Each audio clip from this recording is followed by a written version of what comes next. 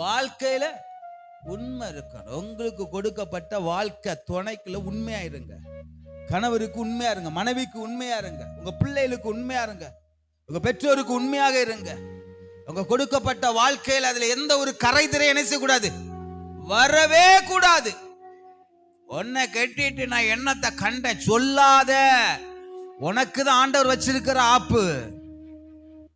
ஆமா, அவர் அன்னைக்கு வந்தாரு, இவரு வந்தாரு, எவரு வந்தாரு, ஒருத்தர் வரல. நீயா சொல்றது,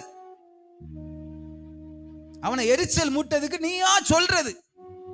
அவரு வந்தாரு, இவரு வந்தாரு, அங்க பார்த்தாரு, இங்க பார்த்தாரு, இவரே நிறைய பேர் பார்த்தாரு. ஆனா நமக்கு ஒரு வாழ்க்கை ஆண்டவர் தந்தாரு. அல்லையே வரல, பார்த்தீங்களா? நமக்கு ஒரு வாழ்க்கையை தந்தாரு. அதுதான் நம்ம வாழ்க்கை. அதுல கஷ்டம் இருக்கும், நஷ்டம் இருக்கும், லாபம் இருக்கும், வேதனை இருக்கும், தரித்திரம் இருக்கும், அவமானம் இருக்கும், எரிச்சல் இருக்கும், கோபம் இருக்கும், சந்தோஷம் இருக்கும், துக்கம் இருக்கும், கண்ணீர் இருக்கும், புலம்பல் இருக்கும், களிப்பு இருக்கும், எல்லாம் இருக்கும். அதுதான் வாழ்க்கை. கரங்களை தட்டி அப்பாவை மகிமைப்படுத்துங்க.